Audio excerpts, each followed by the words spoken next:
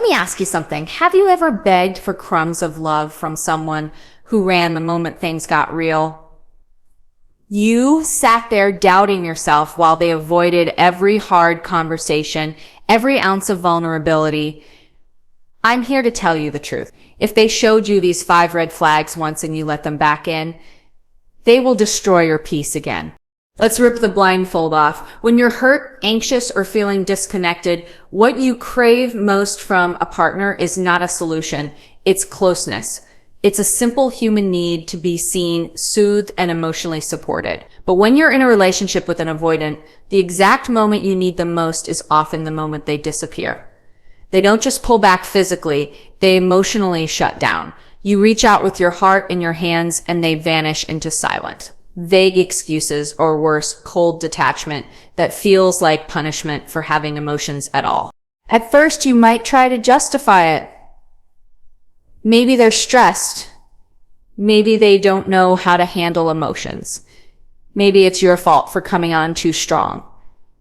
That's exactly how an avoidant dynamic begins to twist your reality. You start interpreting their withdrawal as something you caused rather than recognizing it for what it really is, emotional unavailability. You start shrinking yourself. You learn to suppress your needs to keep the peace, to stay low maintenance, hoping your silence will somehow earn their affection. But this pattern creates a devastating loop. The more emotionally open you are, the more they pull back. The more they pull back, the more anxious and confused you feel. And in trying to hold the relationship together, you abandon yourself. You stop asking for reassurance. You stop expressing your truth. And eventually, you stop believing that your feelings even matter. That's the real danger. You become emotionally invisible. Not because your needs are too big, but because their capacity to meet them is too small. Avoidants don't shut down because they're evil or manipulative. Often, it's their own childhood wounds, their fear of intimacy, and their deep discomfort with emotional vulnerability. But that's not your burden to carry. You are not their therapist. You are not responsible for fixing what they won't even acknowledge. You can have compassion for their pain, but compassion without boundaries leads to self-destruction. If someone consistently retreats when you're emotionally available, they're not protecting themselves. They're avoiding growth. And in doing so, they are hurting you. Relationships are supposed to be safe places to land, not emotional minefields. Someone who loves you doesn't run when you're upset. They lean in, they say, I may not have the perfect answer, but I'm here. That's what connection looks like. That's what security feels like. And if your partner repeatedly shuts down, avoids difficult conversations, or disappears emotionally when things get hard, that's not a one-time mistake. That's a pattern. And patterns don't break because someone says sorry. They break when someone chooses to grow.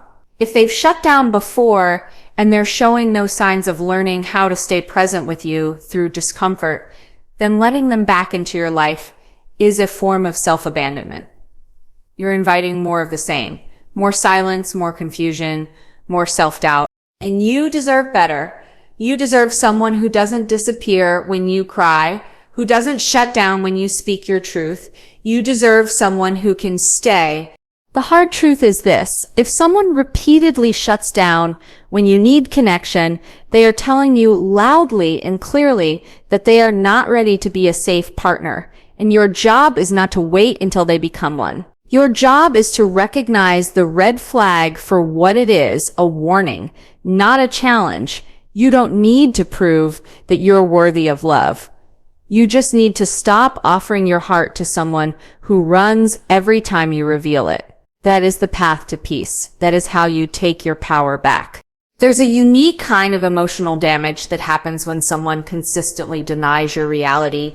You try to have an honest conversation about how you feel about something they did that hurt you, confused you, or triggered your insecurities. And instead of meeting you with empathy or understanding, they twist it. Suddenly, you're not hurt. You're too sensitive. You're not seeking clarity. You're overthinking. You're not expressing needs. You're being dramatic. That's not just deflection. That's gaslighting. And avoidants do it more often than people realize, often without even being fully conscious of it. Gaslighting is a psychological tactic where someone makes you question your memory, your perception, even your sanity. And avoidants use this, knowingly or unknowingly, to protect their emotional walls. Why? Because acknowledging your experience would require them to confront their own emotional failings, their inability to be vulnerable, consistent, or present. So instead, they flip the script. They change the narrative. They make you feel like the problem for bringing up the problem. It's manipulative, even if it's not malicious. And it works because over time, you stop trusting yourself. This is one of the most dangerous red flags in any relationship because it slowly erodes your self-esteem. You stop speaking up because every time you do, the emotional cost is too high. You second guess your feelings. You replay conversations in your head, wondering if maybe you were too much, too needy, too emotional. And this confusion makes you even more dependent on their version of events, giving them more control. You become trapped, not by them directly, but by the version of yourself you start believing you have to be in order to deserve their love. Here's what's important to understand. Someone who loves you doesn't try to erase your truth. They make space for it. They may not always agree, but they respect your right to feel what you feel. But an avoidant, especially one who is not self-aware or emotionally mature, sees your feelings as threats. They fear closeness, and your vulnerability makes them uncomfortable. So they use gaslighting as a shield, a way to maintain distance without physically walking away. It's their emotional armor, and it wounds you deeply. Now you might tell yourself, maybe if I explain it better, they'll understand. But here's the hard truth. People who gaslight are not lacking clarity. They are resisting accountability. They understand enough to know you're upset. They just don't want to carry the weight of that discomfort. So they put it back on you.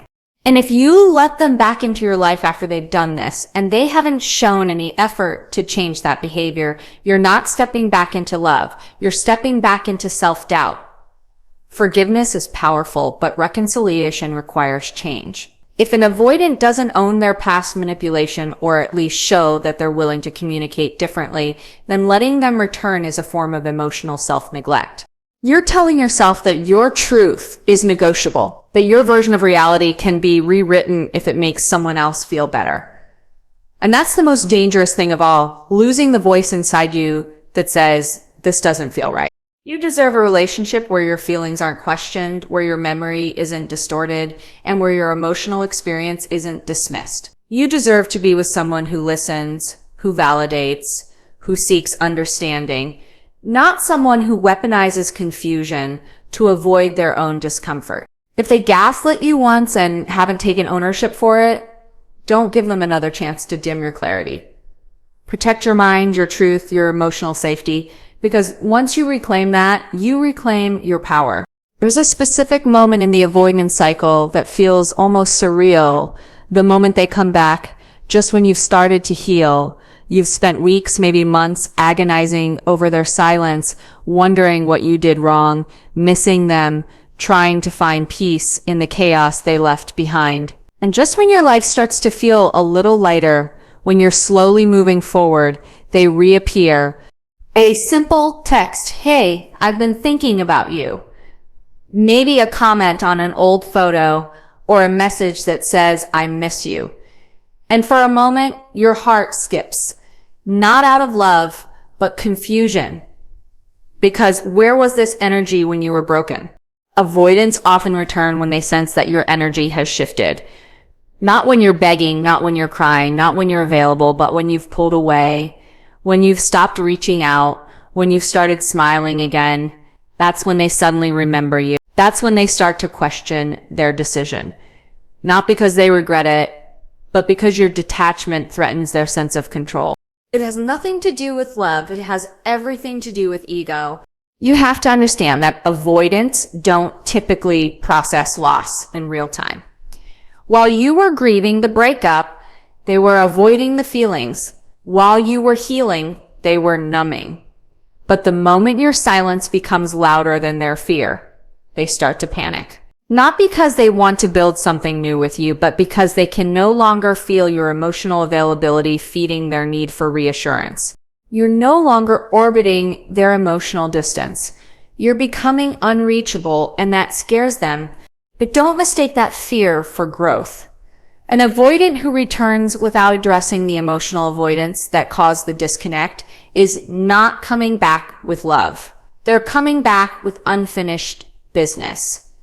They're coming back because your strength makes them feel weak, because your absence creates a void they don't know how to fill, because they liked knowing you were always there just in case. Here's what they don't expect. They don't expect you to grow in their absence. They don't expect you to remember your worth. They don't expect you to set boundaries. And so they test the waters. They send a breadcrumb message to see if the door is still open. But that message is not an apology. It's not accountability. It's not a plan. It's just bait. And if you take it, you're right back in their emotional roller coaster. This cycle is dangerous because it tricks you into thinking they've changed.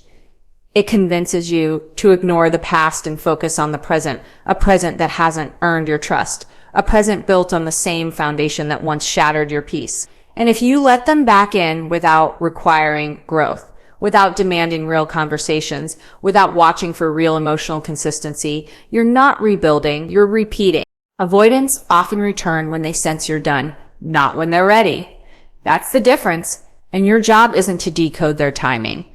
Your job is to protect your healing, to honor the progress you've made, to remind yourself that you didn't survive that heartbreak just to relive it. The version of you who cried for their attention doesn't exist anymore. You're stronger now, wiser, clearer. So when they come back with a vague text and no real change, ask yourself, what part of me still believes I need to prove I'm worth staying for? Because you don't. You never did. The love you're seeking, the kind that stays, that shows up, that listens and grows, that love won't arrive in the form of a ghost from your past. It'll arrive when you stop answering the door for people who only knock when they feel your absence. One of the most damaging patterns in any relationship is when one person refuses to take accountability. When you're with an avoidant, this behavior shows up in subtle and not so subtle ways. You bring up something they said or did that hurt you, and instead of listening, they get defensive. Instead of acknowledging your pain, they shift the blame. Suddenly, you're arguing not about what happened, but about how you shouldn't have brought it up. The focus turns to your tone, your timing, or how you're making them feel attacked. And just like that, your pain is sidelined, and the conversation becomes all about their discomfort, not your experience. Avoidants struggle deeply with taking responsibility because it threatens their emotional armor. Admitting fault would require them to sit in uncomfortable feelings, shame, guilt, vulnerability, and they've spent a lifetime running from those emotions. So they avoid, they justify, they minimize, they might even pretend nothing ever happened. But here's the truth. A person who refuses to acknowledge how they've hurt you is not safe. They are emotionally unavailable and, more importantly, emotionally immature. And if you're a deeply empathetic person, you might fall into the trap of making excuses for them. You tell yourself, maybe they don't know better, or they didn't mean it like that. You try to be understanding. You over-explain. You soften your language, hoping they'll hear you better. But every time you do this, you're carrying the emotional weight they refuse to pick up. You're doing all the work trying to heal both you and them. And that's not partnership. That's self-abandonment. A relationship without accountability is like building a house on sand. There's no foundation. Mistakes will happen. That's human. But when there's no willingness to own those mistakes, repair becomes impossible. You end up in a cycle where they hurt you, deny it, and you forgive them anyway, hoping things will magically change. But they don't. Because there's no growth without responsibility. And without growth, all you're doing is repeating the same pain in different chapters. When someone constantly flips the narrative to avoid being wrong, they're not protecting the relationship. They're protecting their ego. They may say they love you. They may act caring when things are good. But the real test of emotional safety isn't how someone treats you when everything is easy. It's how they treat you when you call them out. Can they hear you without getting angry? Can they sit with discomfort without blaming you? Can they say, I see how I hurt you, and I want to do better? If the answer is no, then what you're dealing with is not a temporary problem. It's a character pattern. And hoping it will change without them doing deep inner work is a dangerous illusion. If they come back into your life without addressing the past, without owning their role in the pain, you're just inviting the same cycle all over again. Don't confuse silence for peace. Don't mistake avoidance for healing. You deserve a relationship where your voice matters, where your feelings are honored, where someone doesn't just say they love you but shows it by taking responsibility for their impact. Real love is accountability. It's showing up even when it's uncomfortable. And if someone consistently refuses to do that, they're not ready for the kind of love you're willing to give. Letting them back without change isn't compassion. It's betrayal of yourself. Hold the line, demand accountability, and don't settle for anything less than emotional honesty. There's a unique kind of pain that comes from loving someone who makes you feel like a burden. It doesn't happen all at once. It builds slowly over time through moments where your emotions are dismissed, your needs are minimized, and your presence feels more tolerated than cherished. With an avoidant partner, this becomes a repeating pattern. You begin to feel like your love is too much, your affection is inconvenient, and your desire for closeness is something to be managed rather than embraced. You internalize the idea that if you were just a little less needy, a little more detached, maybe they'd love you better. This dynamic is deeply damaging because it targets your self-worth. Love in its healthiest form should feel safe. It should be a refuge, not a negotiation. But when you're with someone avoidant, you often feel like you're on trial for simply expressing your feelings. Every time you reach for connection, you're met with distance. Every time you try to communicate, you're told you're too emotional, overreacting, or making a big deal out of nothing. Slowly, you learn to silence yourself. You suppress your joy, your pain, your excitement, because any strong emotion seems to push them further away. This isn't just emotional unavailability. It's emotional invalidation. And it teaches you something dangerous, that loving deeply is wrong, that your heart is a problem to be fixed, that your love needs to be smaller so someone else can feel comfortable. And if you accept that belief, it begins to shape every part of your identity. You start shrinking in relationships, hoping if you just do less, say less, feel less, you'll finally be enough to stay loved. But that's the trap. Because no matter how much you minimize yourself, it will never be enough for someone who's uncomfortable with intimacy. Avoidants aren't overwhelmed by you. They're overwhelmed by connection itself. And when they make you feel like a burden, they're projecting their own discomfort with closeness onto you. That's not your fault. That's not your responsibility. And it's not something you can fix by being less of who you are. The real tragedy is that many people in this situation start to believe the lie. They carry that belief into future relationships, questioning whether they're too much, even when someone new tries to love them fully. That's what avoidant dynamics do. They leave you wounded long after the person is gone. So when an avoidant partner comes back, promising to change or acting like nothing ever happened, you have to ask yourself, have they done the inner work to actually hold space for your emotions? Or are they simply returning to the same dynamic that made you feel small? Someone who truly values you will never make you feel like your love is a burden. They will see your emotional depth as a gift, not a threat. They will honor your vulnerability, not punish it. And they will want to meet your needs, not out of obligation, but because your happiness matters to them. That kind of love doesn't ask you to dim your light. It invites you to shine. If you've been in a relationship where you were made to feel like loving too much was the problem, You must remember, the problem was never your love. It was their inability to receive it. Letting them back into your life without change isn't romantic. It's a repetition of self-erasure. You don't need to be less.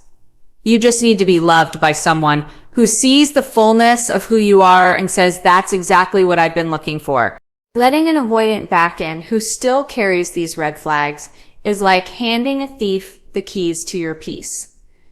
You don't need another lesson. You need a boundary. This time, don't open the door. Choose you and don't apologize for it.